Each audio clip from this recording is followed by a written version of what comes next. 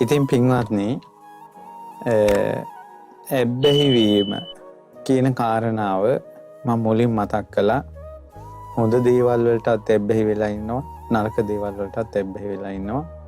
ඒ කියන්නේ මේ ඇබ්බැහි වීම කියන එක පුංචි ළමයාගේ පටන් මහල්ලා දක්වාම තියෙන එකක්. පුංචි ළමයි ඇබ්බැහි වෙනවා මේ අතේ ඉන ලදරුව කිරි බොන්න. ඒ ළමයි කිරි බීමට ඇබ්බැහි වෙලා අවසානයේ ඒ ළමා ලපටි ලොකු වෙලා කිරි බොන එක නතර කරගන්න බෑ. ඊට පස්සේ අම්මලා ඒ ළමයාට ඒ කිරි බොන එක නතර කර ගැනීම පිණිස නොයෙක් උපක්‍රම කරනවා. ඒ අම්මලා ඊට පස්සේ තිත්ත දේවල් ළමයාට ඒ පපුවා මේ තියා ගන්නවා. එතකොට අර ළමයාට කිරි බොනකොට තිත්ත රහ එන්න. ඒ වාගේ නොයෙක් ආකාරයෙන් මේ අර ළමයාට අප්පිරියා කරනවා. හැබැයි හරියනවා. ඒකට ඕනම ඇබ්බැහි වීම අප්පිරියා වෙච්ච ගමන් හරියනවා. ඊට පස්සේ සමහර ළමා ලපටි ඇඟිල්ල උරන්ට මේ නිකන් ඉන්න ගමන් මේ කටට ඇඟිල්ල දාගෙන ඇඟිල්ල උරන්ට ඇබ්බැහි වෙනවා. ඒතර මේ විදිහට එක එක දේවල් වලට ඇබ්බැහි වීම තියෙනවා. සාමාන්‍යයෙන් බුලත් විතට ඇබ්බැහි වෙලා. දැන් මම මතකයි එක තරුණ පුතෙක් විත කන්න ඇබ්බැහි වෙලා මගෙන් ඇහුවා හාමුදුරනේ ඔය දිව්‍ය ලෝකෙ විත තියනවද කියලා. මං කිව්වා පුතා ඒක නම් කියන්නම විත නැත්තම් දිව්‍ය ලෝකෙ එපා කිව්වා. එච්චරනේ විතට ඇබ්බැහි වෙලා.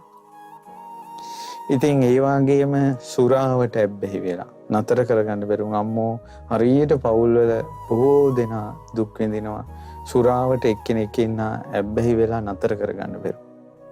සමහර අය සල්ලාලකමට ඇබ්බැහි වෙලා. ඊළඟට මේ ළමා ලපටින් ෆෝන් එකට ඇබ්බැහි වෙලා. ඊළඟට නරක දේවල් වලට ඇබ්බැහි වෙලා. ඊට පස්සේ වීඩියෝ ගේම් වලට ඇබ්බැහි වෙලා. මේ වගේ තියෙනවා. ඉතින් ඒ අතර සමහර අම්මලා පැය 24ෙම මේ ටීවී එක දාන ටීවී එකට ඇබ්බැහි වෙලා. ඊට පස්සේ බනහන අයත් නිතර බන හැවුවට පස්සේ අනිත් අය කියන ඔහේ බනහන්න ඇබ්බැහි වෙලා කියලා. කොහොම හරි කෙසේ නමුත් මෙහෙම එකක් නම් තේරෙනවා. ඒ තමයි හොඳ දේවල් වලට වඩා නරක දේවල් වලට ඇබ්බැහි වෙන ප්‍රවණතාවයේ 99%. ඒ නරක දෙයකට ඉක්මනට ඇබ්බැහි වෙනවා. ඇබ්බැහි වෙනවා කියන්නේ එයාගේ හිතෙන් නැවත ඒක ඉල්ලනවා. ඊට පස්සේ ඉල්ලන දේ නොලැබෙනකොට එයා නොසන්සුන් වෙනවා. මේක තමයි ඇබ්බැහි වීමේ ලක්ෂණ. ඊට පස්සේ ඒ තමන් ප්‍රියමනාප ඇබ්බැහි වෙච්ච දේෙන් ඈත් වෙනකොට එයාගේ මනස ව්‍යාකූල වෙනවා. මේ වගේ ස්වභාවයන් තියෙනවා. දැන් කුඩු ගහන්න ඇබ්බැහි වුණා කියන්නේ. බොණ්ඩ ඇබ්බැහි වුණා කියන්නේ සමහර වෙලාවට ඇඟ විවුලනවා. ඒව නොලැබෙනකොට මේ වගේ. නමුත් ඔයාලා මෙතෙක් කාලයක් නොහිතපු පැත්තක් මේ ඇතුලේ තියෙන බව ධර්මානුකූලව පෙන්වන්න තමයි වමනාව තිබුණේ. මොකද මේ ඇබ්බැහි වීම සම්බන්ධයෙන් ගොඩක් ප්‍රතිකාර කිරීම කරන්නේ මානසික වෛද්‍යවරු, ඒ වගේම පුනරුත්ථාපනයෙන්, ඒ වගේම සෞඛ්‍ය අංශයේ විවිධ මේ සෞඛ්‍ය අංශවලින් මේ වගේ නොයෙක් දේවල් මගින් මේවට විසඳුම් දෙනවා. ඒතර මම ඒව ගැන කතා කරන්න නෙවෙයි මේ අවස්ථාව යොදාගත්තේ. මම කතා කරන්නේ බුදුරජාණන් වහන්සේගේ ධර්මයට අනුව. ඇයි මේ මනසක් වේගයෙන් අධර්මයට නැඹුරු වෙන්නේ? ඒ වගේම රාග දේශ මොහ ඇවිස්සෙන දේවල් වලට ඇයි හිත මෙච්චර නැඹුරු වෙන්නේ? විරාගී දේවල් වලට ඇයි අපේ හිත නැඹුරු වෙන්නේ නැත්තේ? විරාගී දේට ඇබ්බැහි වෙන්නේ නැත්තේ ඇයි? රාගී දේට ඇයි ඇබ්බැහි වෙන්නේ?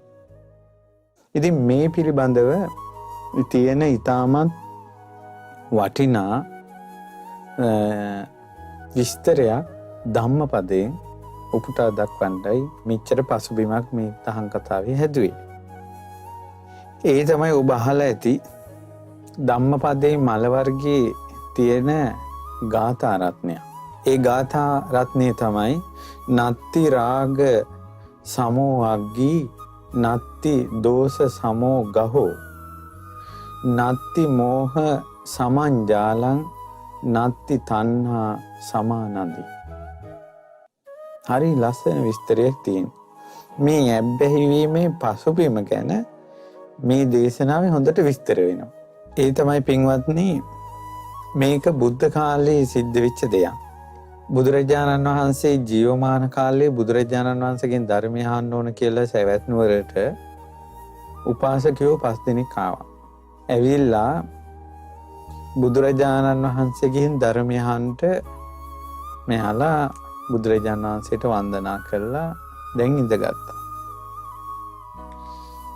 එතකොට බුදුරජාණන් වහන්සේ කාටත් සමසේ, කියන්නේ මිනිස්සු 84000ක් ඉදින් ධර්මයේ දේශනා කරන්නේ යම්සේද මිනිස්සු 5 දෙනාටත් නැත්නම් එක්කෙනාටත් එකම විදිහට සකසලා ධම් දේශනා කරන්නේ.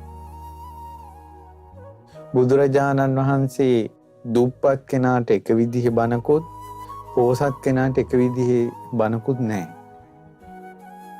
මොකද පොහොසත් ධර්මයේ දුප්පත් ධර්මයේ කියලා ධර්මයේ කොටස් දෙකකට බෙදෙන්නේ නැහැ. ධර්මයේ කොහොමද ශ්‍රේෂ්ඨයි. ලොකු පිරිසකට ලොකු බණක්, පොඩි පිරිසකට පොඩි බණක් කියලා, ලොකු බණ පොඩි බණ කියලා මේ ධර්මයේ බෙදෙන්නෙත් නැහැ. මේ ධර්මයේ කොහොමද ශ්‍රේෂ්ඨයි. බුදුරජාණන් වහන්සේ වදාලා බුදුරජාණන් වහන්සේ ධර්මයේ දේශනා කරන්නේ සිංහයෙක් මේ ගොදුරු අල්ලන ක්‍රමයට කිව්වා. ඒ කියන්නේ කොහොමද? ඒ සකසලා සිංහයා ඇතෙක්ගේ කුඹස්තලේ බිඳින්න සිංහයා ඇතෙක් එක සටන් කරනකොට පනින්නේ හොඳට සකසලාම තමයි ගෙඟට පනින්නේ. ඒ වගේම ගෝනෙක් මොවෙක් ඒ සතාට සකසලාමයි පනින්නේ. බුදුරජාණන් වහන්සේ වදාළ සිංහයා යටත් පිරිසින් බලලෙක්ගේ ඇඟට පැන්නත් අර ඇස්තාගේ ඇඟට පනිනවා විදිහටම ඉලක්කය අභ්‍යාසය ඇතුව තමයි පනින්නේ බලලාගේ ඇඟටත්. ඇයි සිංහයාට හිතෙනවා මාගේ ව්‍යායාමය, මාගේ ශිල්පේ, මාගේ හැකියාව වෙනසෙන් දෙපා. මා සකසලාම ඒ දේ කරන්න කියලා. ආන් ඒ වාගේ බුදුරජාණන් වහන්සේ වදාලා පින්වත් මහණෙනි, මම භික්ෂූන්ට ධර්මයේ දේශනා කළත්, භික්ෂුණීන්ට ධර්මයේ දේශනා කළත්, උපාසක උපාසිකාවන්ට ධර්මයේ දේශනා කළත් සකසලාමයි ධර්මයේ දේශනා කරන්නේ. යටත් පිරිසෙන් අන්‍ය තීර්ථක පරිබ්‍රාජකයෙකුට වුණත්, සූද්‍රයෙකුට වුණත්, කාට වුණත් ධර්මයේ දේශනා කරද්දී සකසලා. මොකද බුදුරජාණන් වහන්සේට ධර්ම ගෞරවය තියෙනවා කියලා වදාළා. ඒ නිසා මේ උපාසකයෝ 5 දෙනෙක් ඇවිල්ලා ධර්මය අහනකොට මහා මේඝයක් වස්සවනවා වගේ දහම් වර්ෂාව බුදුරජාණන් වහන්සේ වස්සවනවා. ඉතින් මෙච්චර සාන්ත වූ ප්‍රණීත වූ අමා නිවන ලබලා දෙන මේ සත්වයා සසරින් ඈතර කරවන ධර්මය බ්‍රහ්මස්වරයෙන් බුදුරජාණන් වහන්සේ දේශනා කරද්දිනොත් අර උපාසකයෝ 5 දෙනාගෙන් එක්කෙනෙක් මේන් බොලේ නිදාගත්තා. මෙයා නිදි. ඊට පස්සේ මේන්න තව එක්කෙනෙක් මේ ළඟ තියෙන ගහක් හොල්ලා ඉන්නවා. මේන් තව එක්කෙනෙක් බිම ඉරි ඇඳ ඉන්නවා. මේන් තව එක්කෙනෙක් උඩ බලාගෙන බලාගත්තොත් බලා ඉන්නවා. එක්කෙනෙක් අත් දෙක එකතු කරගෙන ශාස්ත්‍රුන් වහන්සේට වන්දනා කරගෙන එක බණ පදයක්වත් අපතේ යවන්නේ නැතුව කන්දකට වැටෙන වර්ෂාව නිම්නයකට ඇදලා ගන්නවා වගේ සවම්පතට යොමු කරගෙන එක බ්‍රාහ්මණයෙක් ධර්මය අහනවා. 5 දෙනා 5 විදිහ. එකල්ලි අපගේ ආනන්ද තෙරුන් වහන්සේ බුදුරජාණන් වහන්සේට පවන් සලමින් වැඩ හිටියා. ඊට පස්සේ ආනන්ද ස්වාමීන් වහන්සේ අර ධර්ම දේශනාව අතරම අර මේ 5 දෙනාගේ ස්වභාවය දැකලා අහනවා භාග්‍යතුන් වහන්සේ, ස්වාමීනි භාග්‍යතුන් වහන්සේ අවසරයි. ස්වාමීනි භාග්‍යතුන් වහන්සේ ධර්මයේ දේශනා කරනකොට මේ 5 දෙනා 5 විදියන්නේ කියලා කිව්වා. ආනන්ද මේ සංසාරේ පුරුදු. ආනන්ද මෙතනින් මේ කෙනෙක් මේ නිදාගෙන සිටිනව නේද? එහෙමයි ස්වාමීනි. ආනන්ද දන්නවද මෙයා කල සංසාරේ කවුරු වෙලා හිටපු කෙනෙක්ද කියලා? ස්වාමීනි දන්නේ නැහැ. ආනන්ද ආත්ම භව 500ක් එක දිගට සර්පෙක් වෙලා ඉපදිච්ච කෙනෙක් කිව්වා. දරණවල වෙලාගෙන ඒ තුල හිස ගසාගෙන නිදන්න පුරුදු වෙච්ච සර්පේ ජීවිත 500. ස්වාමීනි මේ ජීවිත 500 විටින් විටද එහෙම නැත්නම් එක දිගටද? ආනන්ද මේ උපදෙමින් මැරෙමින් යන මේ සත්වයා වර එක දෙවියන් අතර, වර එක මිනිසුන් අතර, වර එක සතර අපායේ වැටෙමින් යන ගමනක් තියෙන්නේ. ආනන්ද විටින් විට කෙනෙක් සර්පෙක් වෙලා ඉපදිච්ච වාර බුදු කෙනෙකුටවත් ගණන් කරන්න බෑ සංසාරේ. එතකොට ඔබ මම සර්පයෝ වෙලා සංසාරේ කොච්චර ඉඳලා තියෙනවද? ආනන්ද මා මේ කීවේ මේ පුජ්‍යලයා එක දිගට ජීවිත 500ක් සර්පේ. සාමාන්‍යයෙන් ඔබ ගෙදර මේ ගැරන්ඩියෙක් නායෙක් ඊළඟට කුණ කට්ටෙක් එහෙම නැත්නම් පොළඟෙක් මොකෙක් හරි සර්පෙක් ඔබ දැක්ක කියන්නකෝ. සමහර වෙලාවට එක දිගට යා ජීවිත 500ක් ඒ ජීවිතේමයි. මැරෙනවා ආය නායෙක්. ඒ අතරතුර ගෙම්බෝ කනවා. සතා සර්ප මේ සත්තු ග්‍රහණය කරගන්නවා. ඒ වගේ කර්ම සතාටත් රැස් වෙනවනේ. සත්තුන්ටත් පව් කියන එක රැස් වෙනවා.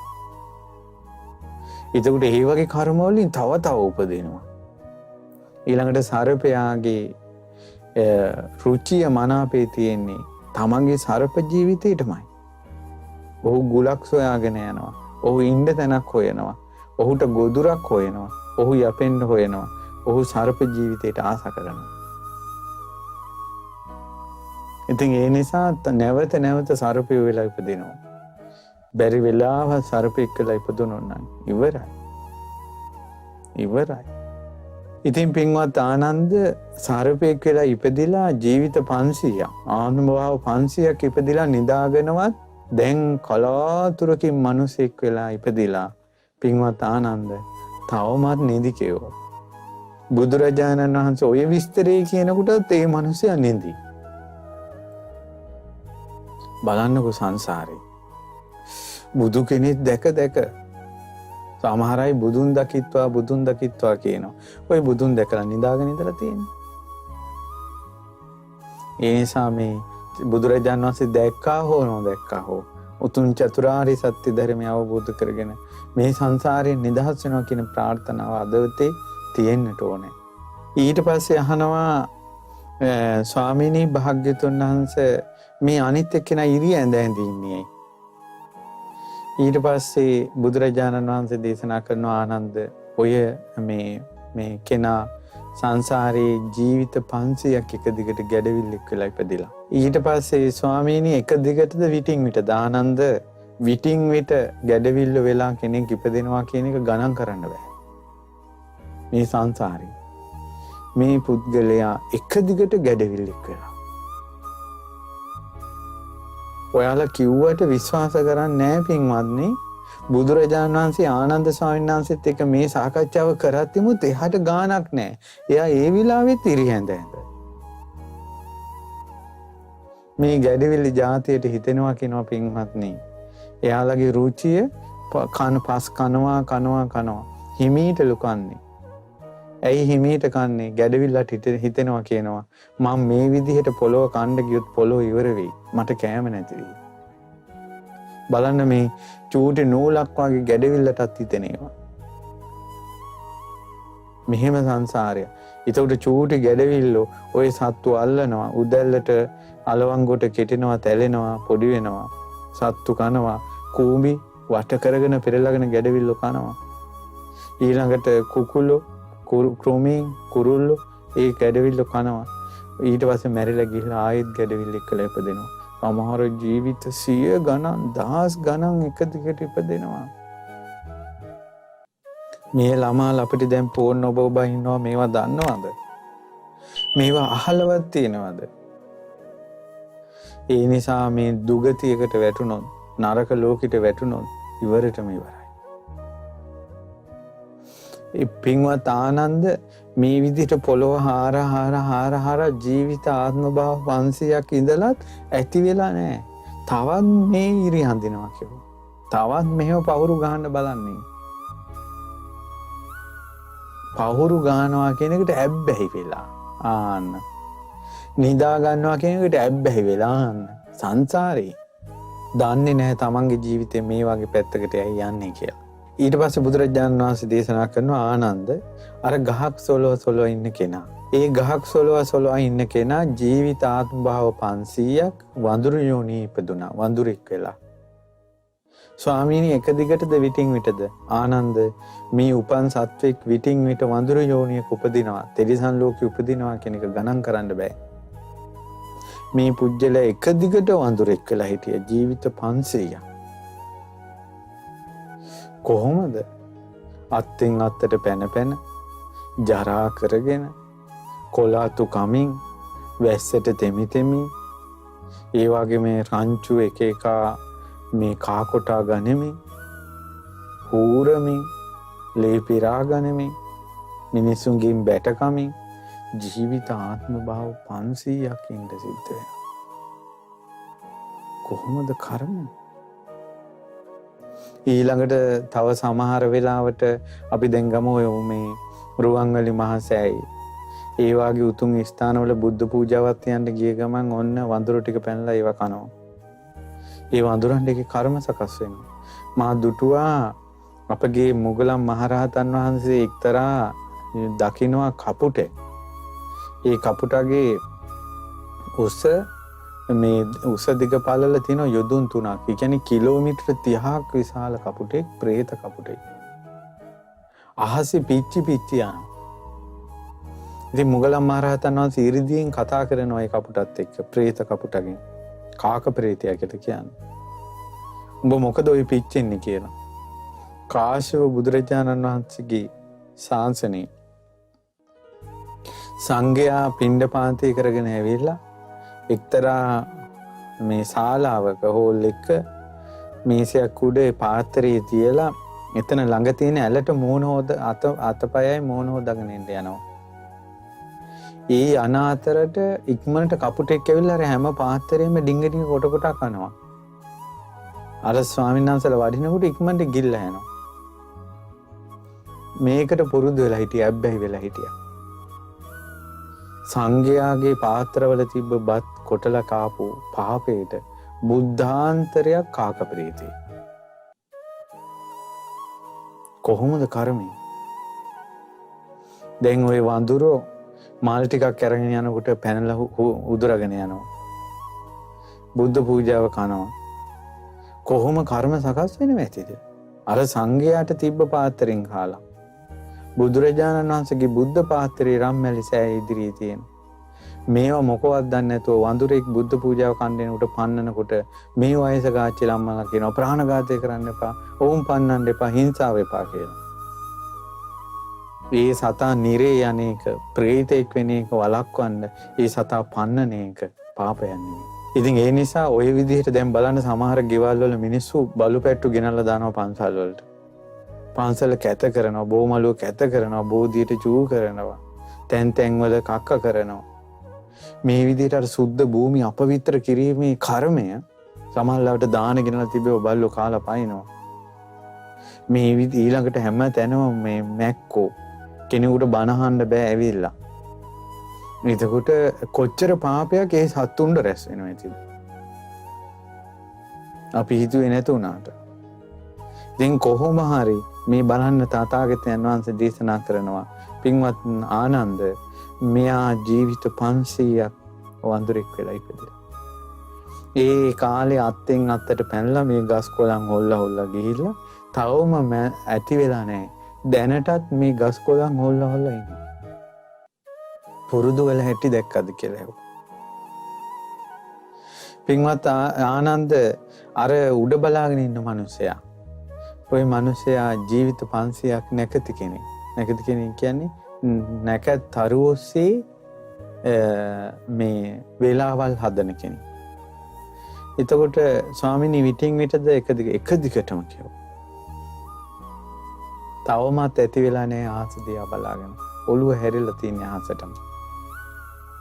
ආනන්ද මේ ධර්මය අහන මේ උපාසකයා ජීවිත ආත්ම භාව 500ක් වේද හදාරපු කෙනෙක්.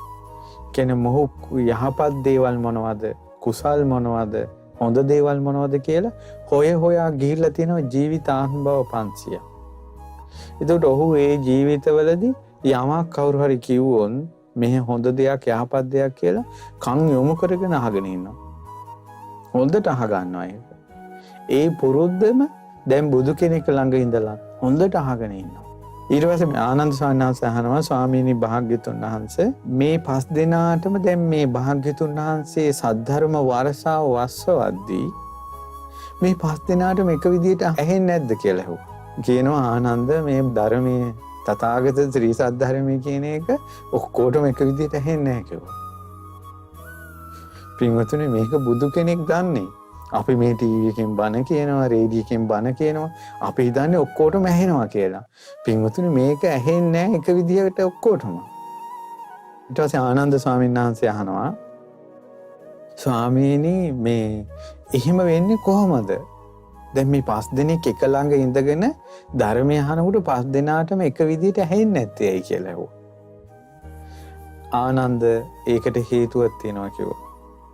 ආනන්ද මේ අය සංසාරේ බොහෝ කාලයක් දෙතිස් කතා අහලා ඊළඟට මේ ඒ අධර්මය අහලා බොහෝ කාලයක් නච්ච ගීත වාදිත වලින් සතුටු වෙවි ඉඳලා ආනන්ද මෙයාලට කුසල් දහම් නැමැති ඒ තථාගතයන් වහන්සේගේ ශ්‍රී සද්ධර්මයේ නැමැති අමා දියදහර ගලාගෙන යන ඇලපාර මෙයාලගේ ජීවිතවල වැහිලා තියෙනවා. සුද්ධ වෙලා නැහැ. බුදුරජාණන් වහන්සේ දේශනා කරනවා බුදුරජාණන් වහන්සේ නමක් ආනන්ද පහළ වෙන්නේ කලාතුරකින්. දැන් අපි ගත්තොත් එහෙම දීපංකර පාදමූලයේ විවරණ ගත්ත මොහොතේ පටන් අසංකේය කල්ප 4කුත් කල්ප ලක්ෂයකට බුදුරජාණන් වහන්සේලා පහළ වෙලා තියෙන්නේ 24 නමයි.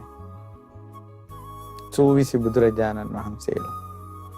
එතකොට මේ බුදුරජාණන් ඒ කියන්නේ බුද්ධ කියන වචනේ කනට ඇහෙන්න, ධර්මයේ කියන වචනේ කනට ඇහෙන්න, සංඝ රත්නය කියන වචනේ කනට ඇහෙන්න, කුසල් අකුසල් කියන එක කනට ඇහෙන්න අවස්ථා 24යි මේ සත්වයන්ට ලැබිලා තියෙන්නේ. අසංකේය 4කුත් කල්ප ලක්ෂයක් තුල. ආනන්ද ඒ කාලයේ තුලත් මේ අය කුසල් වලට කන් යොමු කළා නැතුව දෙතිස් කතාව මහලා, අධර්මයේ මහලා, නාට්‍ය ගීත වාදිත ආදී විසූක දර්ශනයෙන් සතුටු වෙලා ඊළඟට ඕපදූප කේලම් ඕවට කන් යොමු කර ඉඳලා දේශපාලනේ මේවට යොමු කර ඉඳලා ආනන්ද මෙයාලටකි ඇලපාරවල් වැහිලා තියෙන්නේ කිව්වා. ජීවිතේ ශ්‍රී සද්ධර්මයේ නැමැති අමා දියදහරේන ඇල වැහිලා තියෙන්නේ. හොරු නැහැ කුසල අහන්න. ඒ නිසා ධර්මයක් දේශනා කළාට ඒක යාට දැනෙන්නේ නැහැ.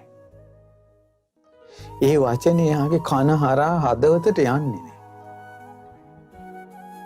හැබැයි රාගය ඇති වෙන දෙයක් කිව්වොත්, ද්වේෂය ඇති වෙන දෙයක් කිව්වොත්, මොහය ඇති වෙන දෙයක් කිව්වොත්, ජාති ආලය ගැන කිව්වොත්, ආගමික ආලය ගැන මොකක් හරි ඔයගේ දෙයක් කිව්වොත් ඒක යනවා පපුව සිසාරා. ඒක යනවා පපුව සිසාරා. ඇයි යුද්ධ කරන කාලවලදී ගම්මානයකට එක සෙම්පති කෙනෙක් ගිහිල්ලා ගමේ පිරිස ඔක්කොම රැස් කරවලා අපේ රට බේරා ගන්න ඕන, මෙහෙමයි සතුරු අරෙන් එනවා, සතුරන් අපේ රට දෙන්න බෑ, ගණියව අතට කඩු කියලා කියනකොට අඹදරුව අත්හැරලා අර මේ පුරුෂයෝ කඩු අතට අරගෙන යුද්ධයට යනවනේ. මේ අර්ථ සාධක ලැබිලාද? මරණේ පෙනි යනවනේ. ඒ තැනට යාල කුලප්පු කරලා ගන්න පුළුවන්. ඇයි සංසාරේ මේ සත්වයා යුද්ධ කරපු වාර අනන්තයි අප්‍රමාණයි. කඩු කිනිසි අතට ගත්ත වාර අනන්තයි අප්‍රමාණයි. ඒ නිසා තප්පරේට එයයි කුලප්පු කරන්න පුළුවන්. හැබැයි සංසාරේම බුදුවරු අවස්ථා 24ක අසංකේය 4කුත් කල්ප ලක්ෂයක් ඇතුළත දීර්ඝ වූ සංසාරේ බුදුවරු කලාතුරකින් පහළ වෙන්නේ. ඒ කාලේදී ධර්මයට කන් යොමු කළා නැහැ.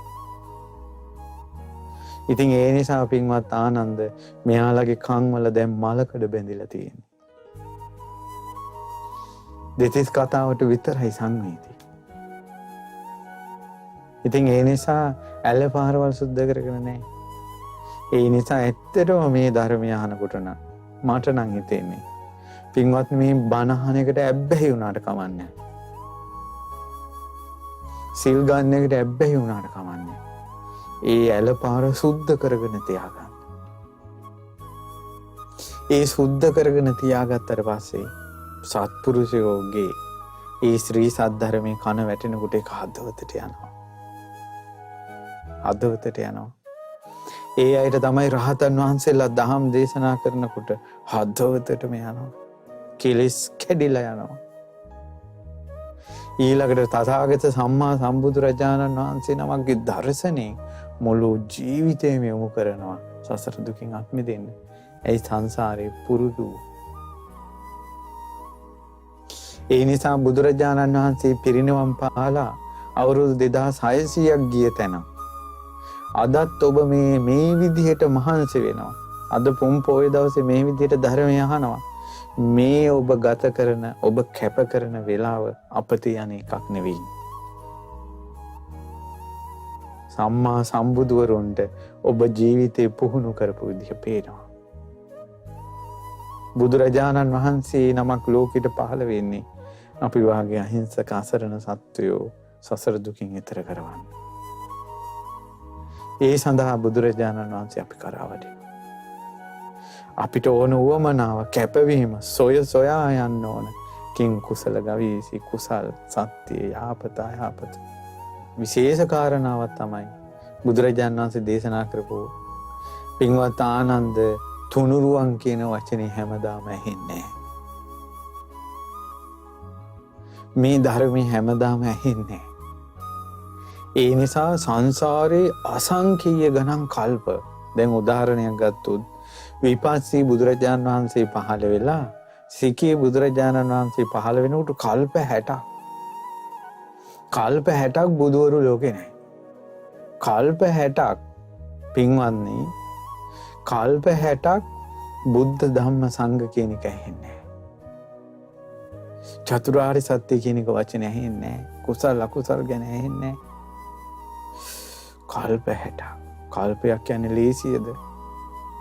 කල්පයක් කියන්නේ යොදුනක් කුස යොදුනක් පළල යොදුනක් ඝනකම තියෙන මේ පර්වතයක් අවුරුදු ගල් පර්වතයක් අවුරුදු 100කට වතාවක් සිනිදු සලුවකින් කෙනෙක් පිහදාගෙන ගියොත් අවුරුදු 100කට වතාවක් ඒ ගල ගෙවුනත් කල්පයකට තියෙන අවුරුදු ගෙවෙන්නේ නැහැ කිව්වා. ඕක මට මතක් වුණා අපි දානේ වළඳන පාත්‍රේ උදේට දානේ වළඳනවා දවල්ට දානේ වළඳනවා. කී ගමනක් අපි දානේ වළඳන්න කලින් හොදනවා දානේ වළඳලා හොදනවා අපි ඉඳුල් කඩෙන් පිහිනවා මෙහෙම පිහලාවත් මං අහලමත් නෑ මේ ස්වාමීන් වහන්සේ නමක්ගේ පාත්‍රයක් අවුරුදු 80ක් 90ක් ජීවත් වෙලත් ස්වාමීන් වහන්සේ නමක්ගේ පාත්‍රයක් ගෙවුනා කියලා අහලා නෑ. මේ උදේ දවල් පියා ඕදා ඉන්න පාත්‍රේ අරසා යොදුනක් දිග පළල උස තියෙන පර්වතයක් අවුරුදු 100කට සිනිඳු සලුවකින් මෙහෙම පියදාගෙන ගිහිල්ලා ඒ ගල ගෙවෙනවා කියන එකයි කල්පයකුයි කියන එකයි හිතලා බලන්න එවැනි කල්ප 60ක් බුද්ධ ධම්ම සංඝ කියන එක ඇහෙන්නේ. අනිත් ඒවා නාච්ච ගීත වාදිත ඒ සියල්ල ලැබෙනවා. කාමයේ ඕන තරම් ලැබෙනවා. ගෑනු ඕන තරම් ලැබෙනවා. පිරිමි ඕන තරම් ලැබෙනවා. සුරා ඕන තරම් ලැබෙනවා.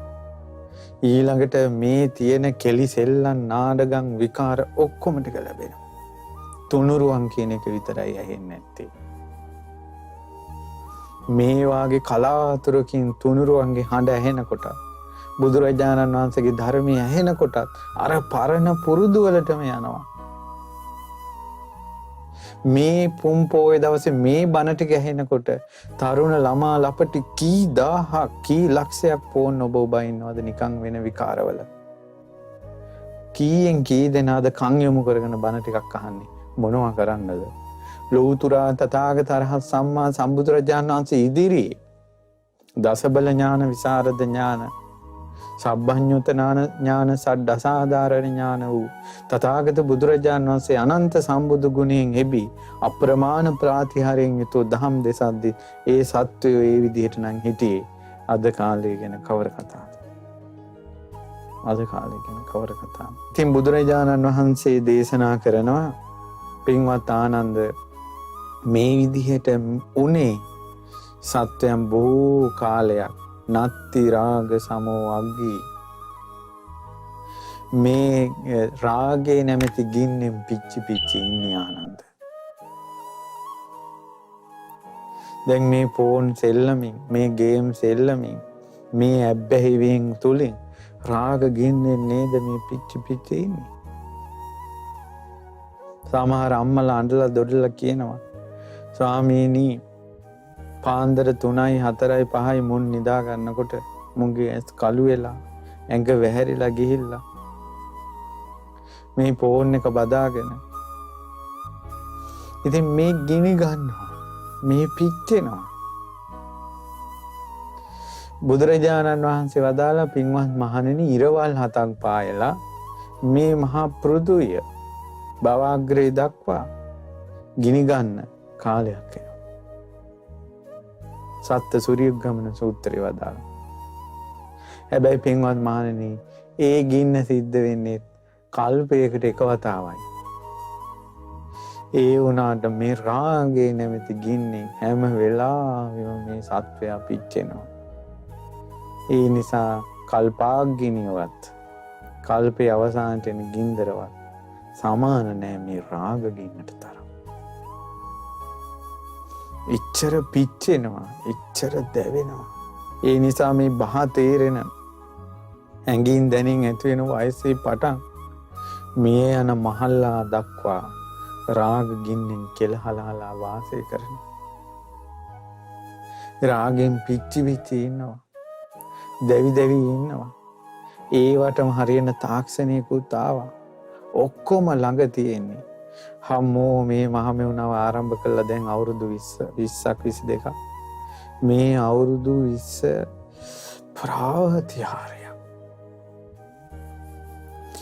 මහා කාන්තාරයක් මැද එක පෝරම වතුර උල්පතක් මතුවෙලා යට ගියා වගේ. මහා අන්ධකාරයක විදිලක් කෙටුවා. මේ තියෙන තාක්ෂණික ලෝකෙත් එක්ක මේ ඉදිරියට එන ළමා ලපටි රාගයෙන් පිච්චෙන හැටි, මේ ලෝකයා රාගයෙන් පිච්චෙන හැටි සිතාගත නොහැකි. නත්ති රාග සමෝහග්ගී. බුදුරජාණන් වහන්සේ වදාළා නත්ති දෝෂ සමෝගහෝ. බුදුරජාණන් වහන්සේ වදාළා ද්වේෂයේ සමාන ග්‍රහණය වීමක්, අල්ලා ගැනීමක්, වෙලා ගැනීමක් නෑ කිව්වා ද්වේෂේ තරම්.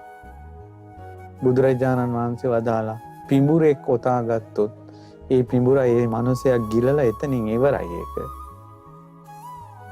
යක්ෂයෙක් මිනිස්සෙක් ගත්තොත් එහෙම එයා ගොදුරු කරගත්ත එතනින් ඉවරයි. ඊට පස්සේ කිඹුලෙක් මිනිස්සෙක් අල්ලගත්තොත් එහෙම එතනින් ඒ කිඹුලා ඒ කෑව එතනින් ඉවරයි.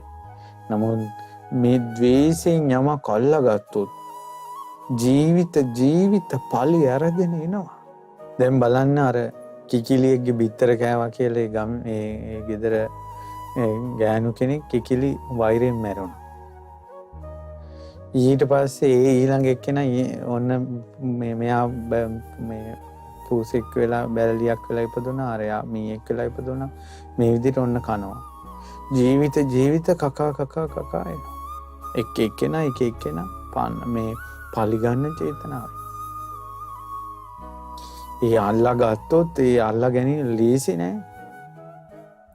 දැන් කොච්චර තියෙනවද දැන් සමහර වෙලාවට බලන්න මානවකයෝ 4 දෙනෙක් පුරුෂයෝ 4 දෙනෙක් වෛශ්‍යාවක් කැලේකට ගෙන්නගෙන ගිහිල්ලා ඈ සමග වාසය කරලා ඉතින් කවුරුත් නැති මහා කැලේ මේ 4 දෙනා කල්පනා කළා මේ ගෑණි දැන් ආය අපිට මොකටද කියලා බෙල්ල මෙරිකලා ආභරණ ටිකයි වස්ත්‍ර ටිකයි අරන් අර සිරුර කැලී දාලා ආවා.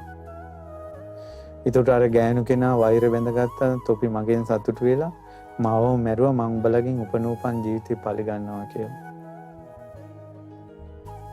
එතකොට දැන් බලන්න තමන්ගේ ශරීරය මේ ඔවුන්ට සතුටු වෙන්න දීලා අවසානයේ වෛරයෙන් මැරිලා යක්ෂණියක් වෙලා උපනූපන් ජීවිතේ අර 4 දෙනා මරනවා. ඒ 4 දෙනා අපේ බුද්ධ ශාසනය ඉපදුනා බාහ්‍ය දාරුචීරිය, පුක්කුසාති, තම්බදාටික ආදි වශයෙන්. බාහ්‍ය දාරුචීරිය මහරහතන් වහන්සේ නමක් වුණා. අර යක්ෂණී ගවයෙකුට ආරූඪ වෙලා ඇවිල්ලා ඇන්නන්නේ.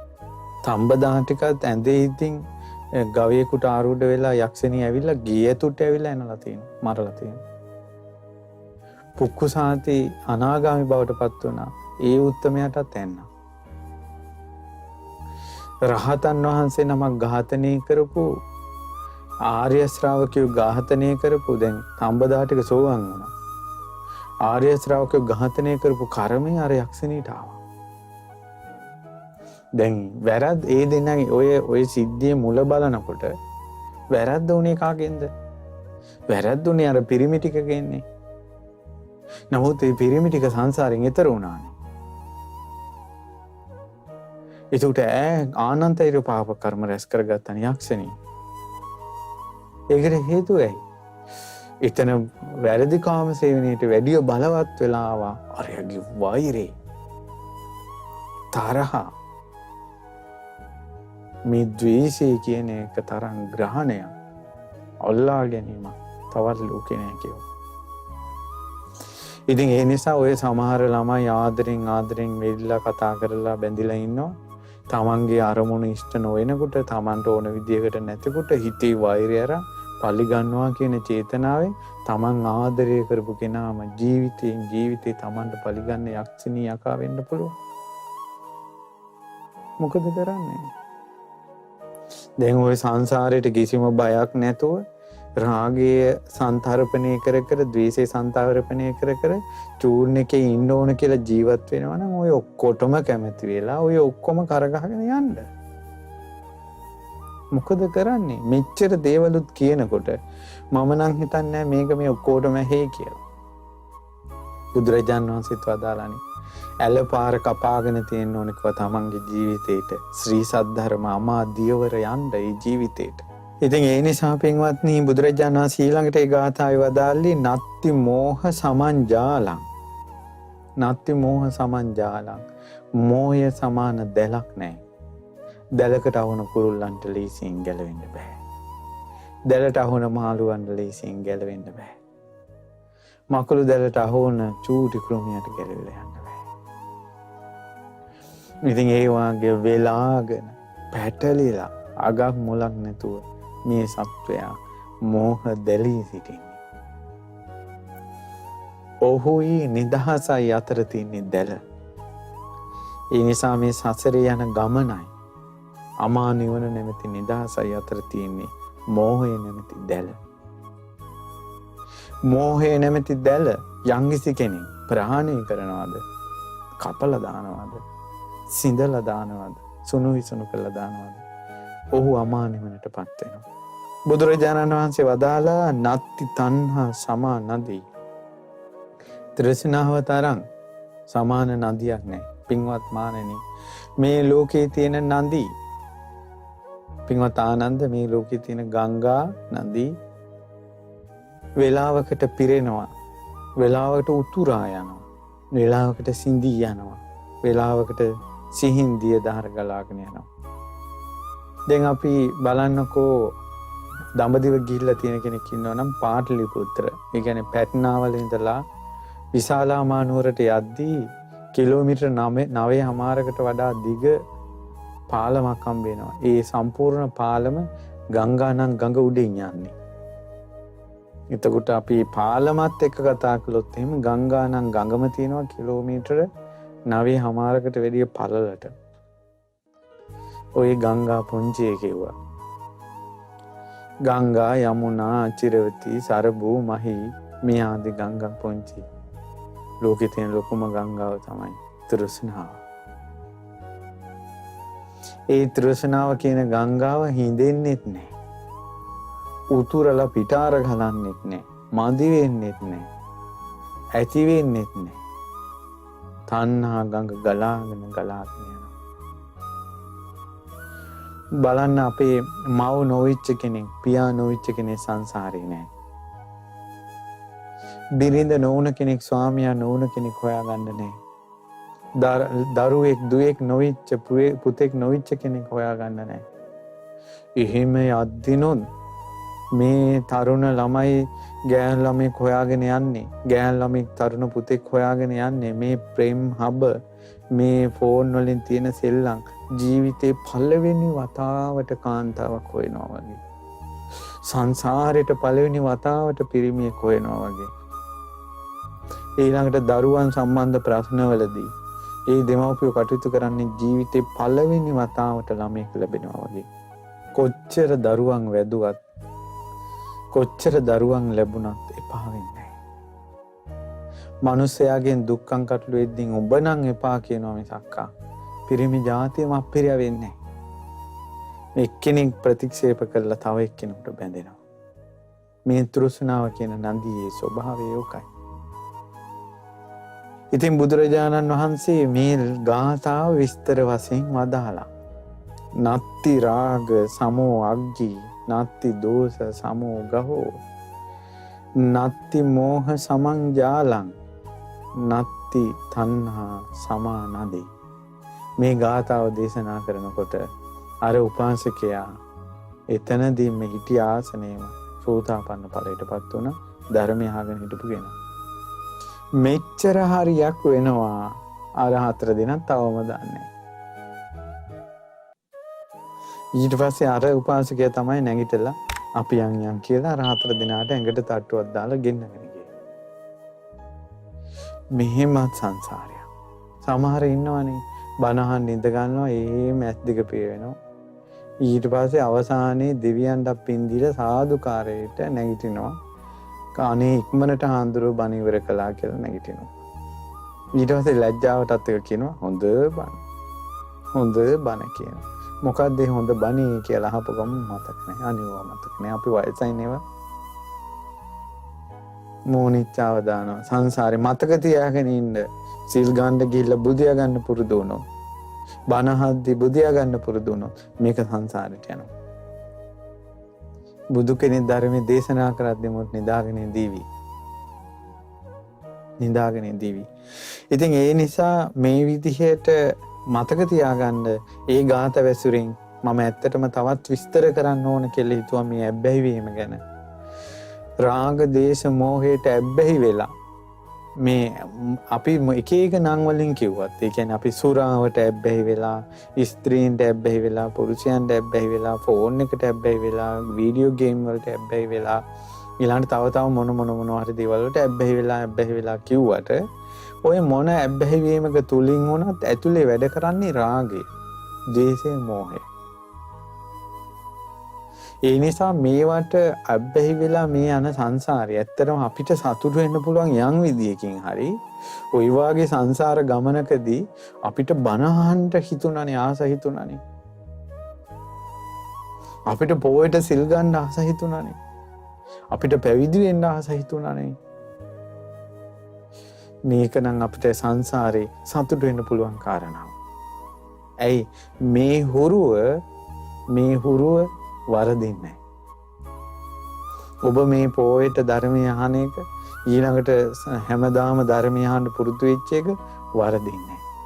ඒ නිසා සෑයවල් හොයා ගිහිල්ලා වඳින්න. බෝධින් වහන්සේලා හොයා ගිහිල්ලා වඳින්න. ඒ උතුම් දේවල් සොයාගෙන යන හුරුව ඇති කරගන්න.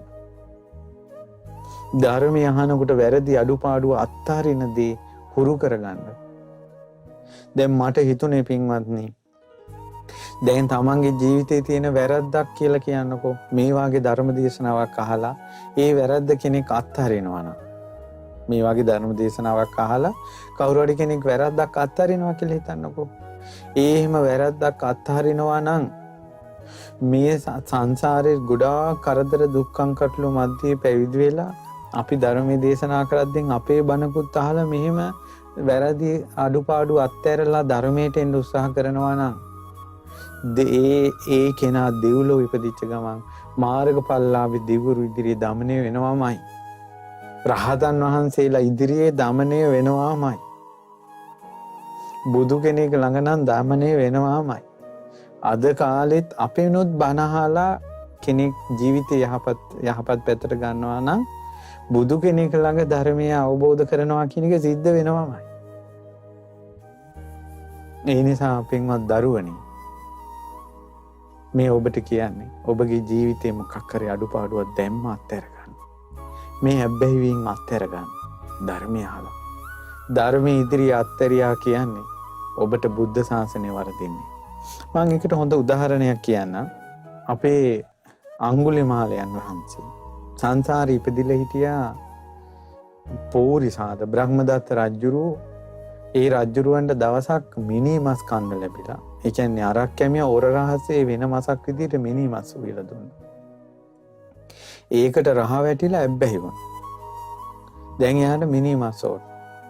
අවසානයේ රටේ මිනිස්සු මරලා මස් වලට ඇබ්බැහි වෙලා අවසානයේ මේක අහු වුණා. ඇමතිවරු කිව්වා රජතුමනි මේක කිසිසේත් සුදුසු නෑ, වහව නතර කරන්න ඕන කියලා.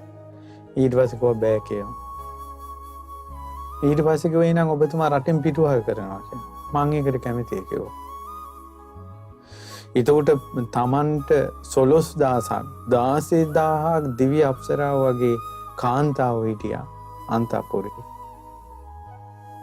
ඊළඟට රන් රිදී මුතු මැණික් රුවන් ගබඩාවල ගබඩා කරලා තිබුණා. එත්තස්රිය පාබල සේනාව තිබුණා. කීර්ති ප්‍රශංසා ජය ഘോഷා තිබුණා. තියෙන පාදයට පාවා දෙලුණ රජුරවන්ට. එසේ මකුටු රත්තරන් ඔටුන්න පළඳලා තිබුණා. ඒ සියල්ල අත්හැරියන්නේ මිනි මස් වලට ආසාවෙන්. ඇබ්බැහි වීම කියන එක කොහොම එකක්ද? ඔක්කොම අත්හරිනවා. අර තමන් ආස දෙයට. ඊට පස්සේ අරක් කැමියා උයන මිනිස්සෙයි මුට්ටියකුයි කඩුවයි අරන් කැලේට ගියා.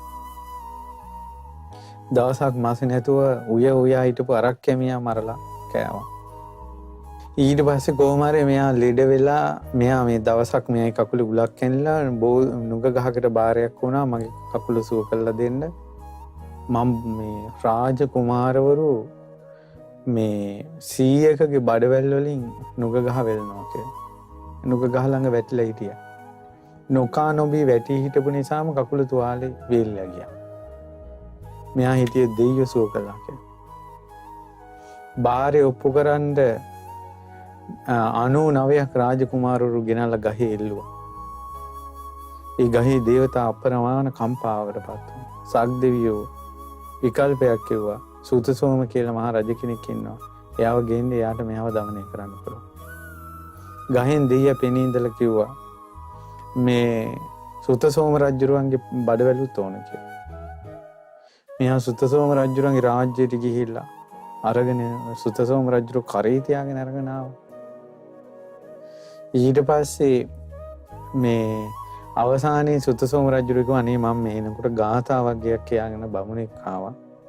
ඒ ගාථා ටික මම අහන්න ඕන කියලා පොරොන්දු වෙලා ආවේ. මම ගිහිල්ලා ඒ ගාථා ටික අහලා එන්නම් කියලා.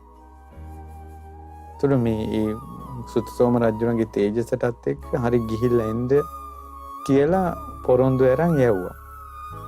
හැබැයි අර මේ පොරිසාදයා හිතුවා ඒ රජුරු ආවේ නැත්තම් එහෙම මමත් රාජ්‍ය කෙනෙක් මගේ උරපත්ත පල්ලා ගහ වටේට දානවා කියලා. පොරොන්දු වෙච්ච එක කරනවා කොහොමද? ඊට පස්සේ ඇත්තටම රජුරු ගිහිල්ලා බණ අහලා ආවා. අහලා ඒ සතරහ ගාථා කියලා ඒ ගාථා හතර අහලා මේ පොරිසාදයා බය හිතුණා අර රජුරු ආයෙනකොට. මොනවද යහපු ගාථා කියලා ඇහුවා. ගාථා ඊට පස්සේ කිව්වා උඹ වගේ මිනිමස් කණේකට මොන ගාථාද? ඕහායි නැතු මාව මරලා මේ බඩවැල් වලින් ඔතපම් මේක කිව්වා. නෑ මේ ඔබතුමා හරි නිර්භීතයි. ඒවා ඔය ආවේ යහපු ගාථා වලින් ඕවා මටත් ඕන කියලා. ඒ ගාථා වල තියෙන සත්පුරුෂකම ගැන, කෙලෙහි ගුණ ගැන, හොඳ ගැන ඒ ගාථා හතරේ තියෙන. ඒ පළවෙනි ගාථාව තමයි සබ්බිරේත සමාසේත සබ්බි කුබ්බේත සන්තව සතන් සද්ධම්ම මන්වාය සෙය්‍යෝ හෝතින පාපයෝ.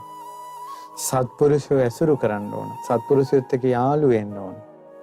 ඒ සත්පුරුෂයන්ගේ ධර්මයට හිත යොමු කරගත්තොත් එයාට අයහපතක් වෙන්නේ නැහැ කියලා. මේ ගාථා හොඳට අර අවධානයෙන් අහගෙන හිටපු පෝරිසාදයට මිනිමස් කන මනුස්ස අර මිනිස් යකාට මේක ඇහුණානේ, මේක තේරුණානේ. ඊට පස්සේ කොහොම මට හරි සතුටුයි. මම ඔබතුමා නිදහස් කරනවා. ඔය ගාථා 4ට මම වර දෙනවා ඔබ වහන්සේ. ඕන දෙයක් ඉල්ලන්න මන් දෙන්නම් කිව්වා. ඊට පස්සේ එක ඉල්ලලා 4ක් ඉල්ලුවානේ. මට හරියට මතක නැහැ 4ක් වගේ. ඊට පස්සේ එයා සැහැල්ලු වෙන විදිහට ඉල්ලලා අවසාන වරේ විදිහට ඉල්ලුවා මිනිමස් කන්න එපා. මෙයා කිව්වා මං රාජ්‍ය අත්හැරලා ආවේ, ඔක්කොම අත්හැරලා ආවේ මිනිමස් කන්න තියෙන ආසාවට. ඒක ඉල්ලන්න එපා මං. ඊට පස්සේ කිව්වා පොරොන්දු ඉෂ්ට කරන්න.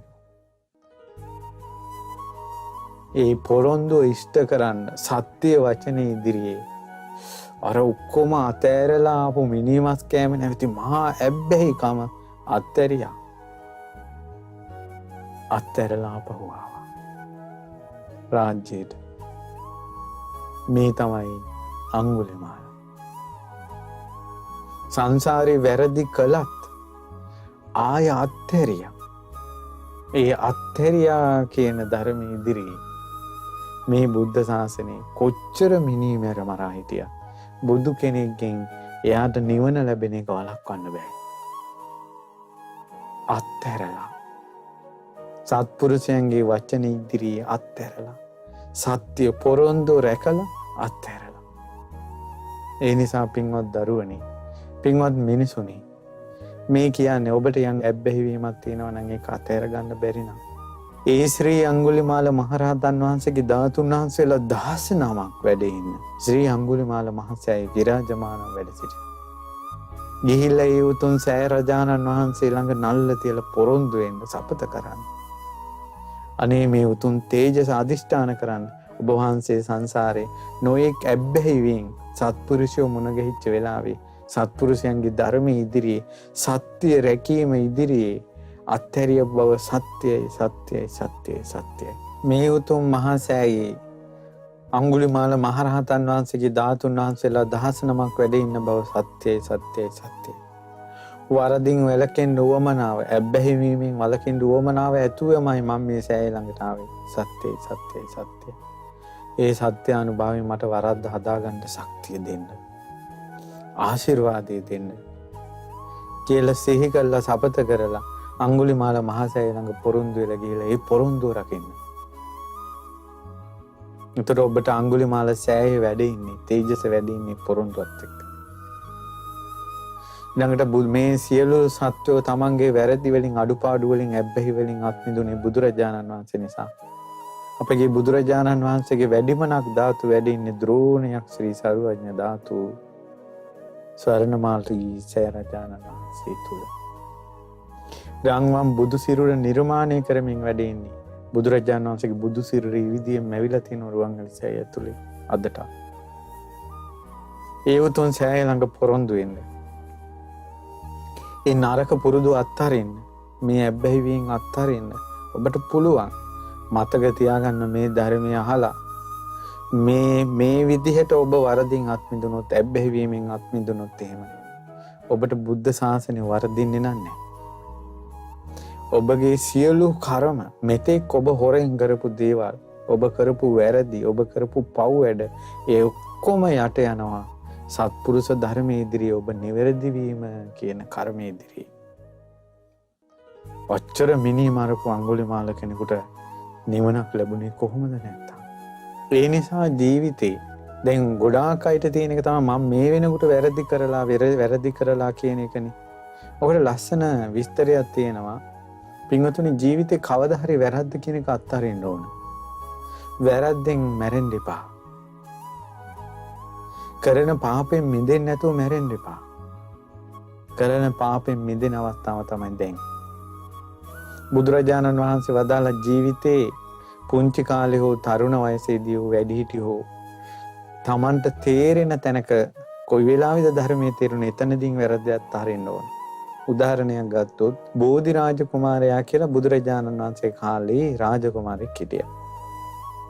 මේ රාජකුමාරයා කෝකනන්ද පහය කියලා ඉතාමත් ලස්සන මාලිගාවක් හදලා ඒ මාලිගාවේ මේ විවෘත කිරීමේ උත්සවයේ පළවෙනි බුදුරජාණන් වහන්සේට සංඝදානය තිබ්බා. බුද්ධ ප්‍රමුඛ මහා සංඝරත්නයට. බෝධි රාජකුමාරයා විවාහ වෙලා හිටියේ අවුරුදු ගානක් දරුවෝ නැහැ. ඊට පස්සේ සුදු පාවඩයක් ඇතුරුවා මන්ට දරුවන් ලැබෙනවා නම් මේ පාවඩේ මතින් බුදුරජාණන් වහන්සේ වඩිත්වා කියලා. බුදුරජාණන් වහන්සේ දා ඒ ගෙදරට වැඩලා පාවඩේ සිරිපාත ලැබුවේ නැහැ. යම් තැනක පාවඩයක් කෙළුවත් මගේ බුදුරජාණන් වහන්සේට පාවඩේ එළපු කෙනාගේ හිත පේනවා. මොවුන්ට දරුවන් ලැබෙන්නේ නැති නිසා පාවඩේ වැඩියේ නැහැ. ස්වාමීනි වඩින්න කියලා 3 පාරක් ආරාධනා කළා වැඩියේ නැහැ. ආනන්ද ස්වාමීන් වහන්සේ දෙස බැලුවා. ආනන්ද ස්වාමීන් වහන්සේට බුදුරජාණන් වහන්සේගේ බැල්මෙන් බුදුරජාණන් වහන්සේ කුමක් උදෙසාද මා දෙස බැලුවේ කියලා ආනන්ද ස්වාමීන් වහන්සේට තේරෙනවා. ආනන්ද සංසිකෝ මේ පාවඩිය අයින් කරන්න කියලා.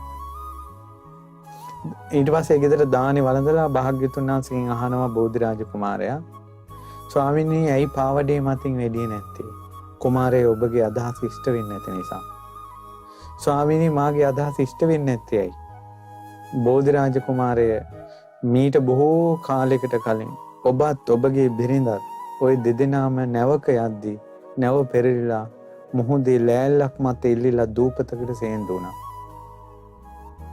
ඒ දූපතේ තනිකර තිබුණේ කුරුළු දූපතක්.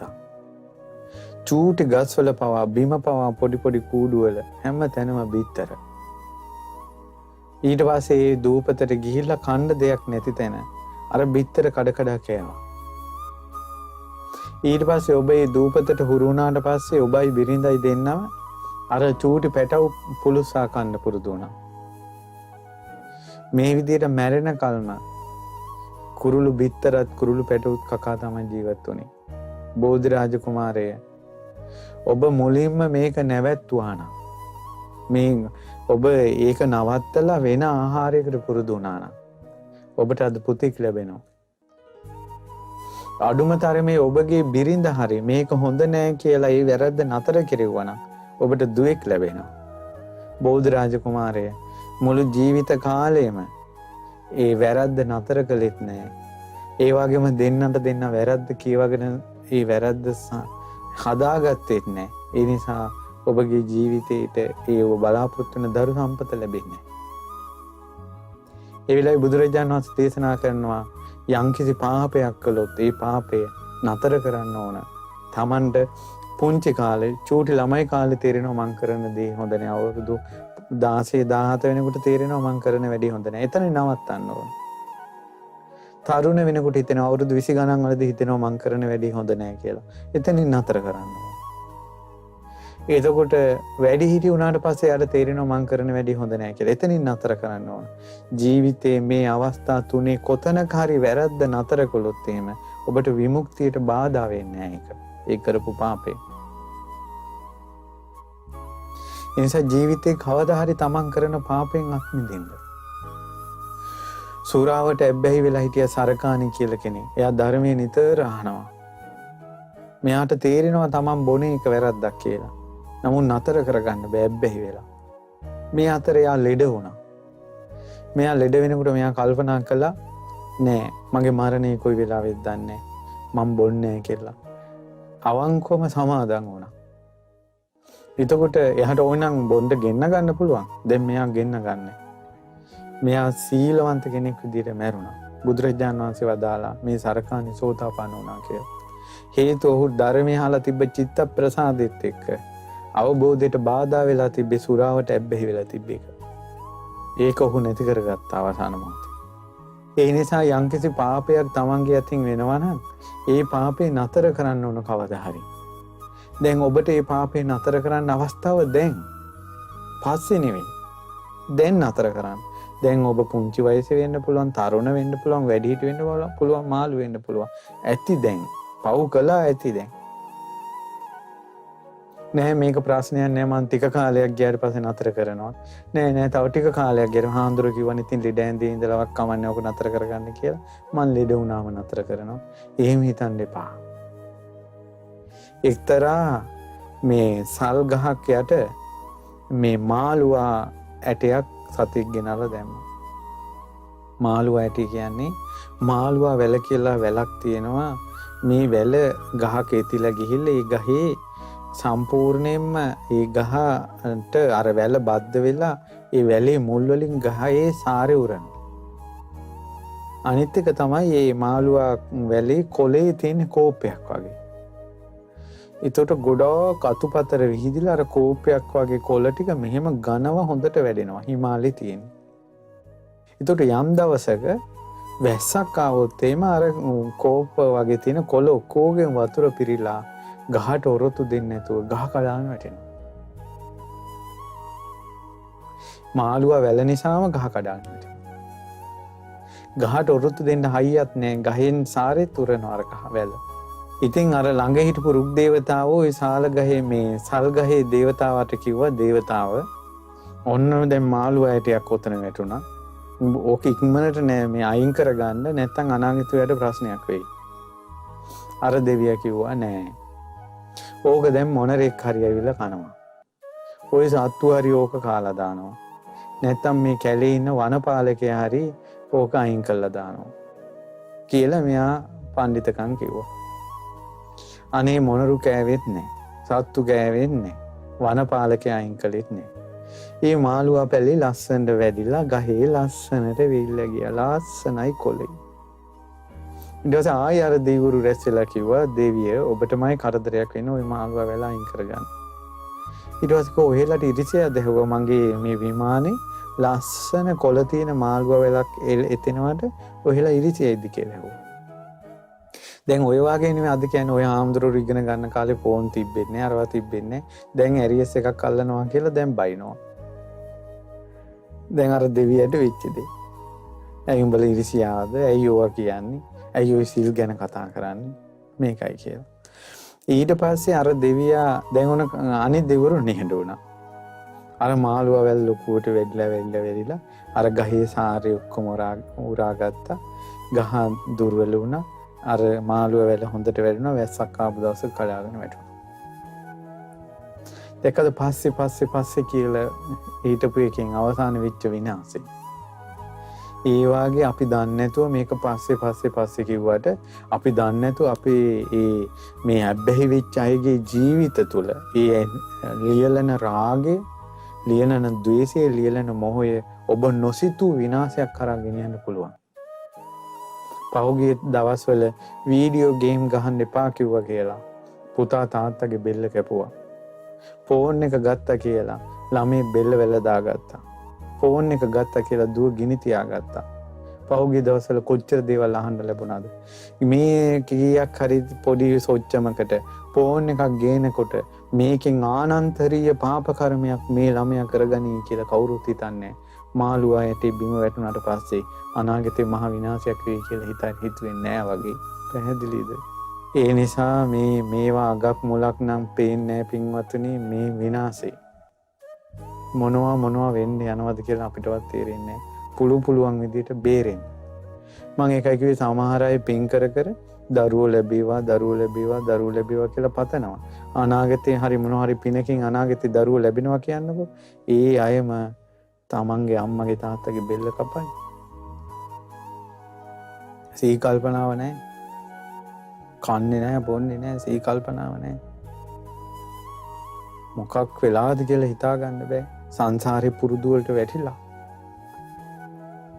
ඉතින් ඒ නිසා පාපේ කියන එක අදම නවත්තන්න. ඔබ මොන වයසේ හිටියත් කමන්නේ. ඔබට නිවන වරදින්නේ නැහැ. වැරද්ද නතර කළා. බුදුරජාණන් වහන්සේ වදාලා යංච පාපං කතං කම්මං. බුදුරජාණන් වහන්සේ වදාලා යම් කිසි කෙනෙක් පාපයක් කරනවා නම් කුසලේන පිතියති. ඒ පාපේ එයා නතර කරලා පාපේ නතර කළා කියන කුසලින් එයාගේ පාපය වහලා දානවා. සෝ ඉමං ලෝකම් පබාසේති. ඒ කෙනා මේ ලෝකේ එළිය කරනවා. අබ්බාමුත්තෝ චන්දිමා. වලාකුලකින් මිදුණු සඳක් වගේ. ඊළඟට යෝච පුබ්බේ පමජ්ජිත්වා පච්චාන පමජ්ජති. ඉස්සෙල්ලා යා පව් වැඩ කර කර ප්‍රමාද වෙලා හිටියා ධර්මයේ පැත්තට නෑ. පස්සේ යාගේ ජීවිතය වෙනස් කරගෙන ධර්මයේ පැත්තට එනවා අප්‍රමාදී. සෝ ඉමං ලෝකම් පබාසේති අබ්බා මුත්තෝ චන්දිමා. යා මේ ලෝකෙ එළිය කරනවා වලාකුලකින් මිදුන සඳක් වගේ. පාපංචේ පුරිසෝ කෛරා නතං කෛරා පුනප්පුන. තමන්ගේ අතින් වැරද්දක් වුණොත් පව් වැඩ සිද්ධ වුණොත් ආයමත් කරන්න එපා. ඒ ඉතින් හේතුව තමයි මේ පාපය කියන්නේ දුකට කියන නම. දුක්ඛෝ පාපස් උච්චයෝ. ඒ කියන්නේ තමන් කරන පාපෙන්, තමන් කරන වැරැද්දෙන්, තමන්ගේ කෙලිස් ඇවිස්සීම තුළින් අවසානයේ දුකම තමයි තමන්ට උපද්දවන්නේ. ඒ නිසා මේ බුද්ධ වචන ගැන නිතර කල්පනා කර ගන්නට ඕන. දැන් වෙලා තියෙන්නේ මොකද්ද? මනුෂයාගේ හිත සාමාන්‍යයෙන් ආස්වාදයට නැඹුරුයිනේ. ආස්වාදයට නැඹුරු. ආස්වාදයේ පැත්තට තමයි කෙනෙක්ගේ හිත නිතර යන්නේ. ඒතකොට එකෙන් වෙන විනාශය ආදීනෝ පැත්ත තේරෙන්නේ නැහැ. දැන් සාමාන්‍යයෙන් මේ ෆෝන් වලට, ගේම් වලට මේවට ඇබ්බැහි වෙලා ඉන්න අය තමන්ගේ වෙලාව විතරක් බැලුවොත් සමහර ළමයි ඉන්නවා දවසට පැය 15 ෆෝන් එකේ. පැය 15ක් ෆෝන් එකේ. අපි කියමු දවසට පැය 16ක් ෆෝන් එකේ කියන්නේ දවසෙන් 3න් දෙපංගුවක් ෆෝන් එකට. එතකොට මාසෙට 3න් දෙපංගුව කියන්නේ මාසෙට දවස් 20ක් ෆෝන් එකේ. අවුරුදු 60ක් ජීවත් වෙන කෙනා 3න් දෙපංගුවක් කියන්නේ අවුරුදු 60ක් ජීවත් වෙන කෙනා අවුරුදු 40ක් ෆෝන් එකට සින්න කරනවා ජීවිතේ. ඕකටද මනුස්ස ලෝකෙට ආවේ. කන කැස් බෑවා වියසිදුරෙන් අහස බලනවා වගේ. ඊළඟට මේ වගේ දුර්ලභ මනුස්ස උප්පත්තියකට ආවේ මේ වගේ ඇබ්බැහිකම් වලටද? මනුස්සෙකුනේ ඕකටද? අනේ මේවා මේ කන් වලට යන්නේ නැති එක ගැන බලන්නකෝ. ඉතින් ඒ නිසා අපිට දැන් ඉතින් අනිත් අයගෙන් නම් වැඩක් නැහැ. තමන් හරි බේරෙන්න. නපරේ සංවිලෝමානි.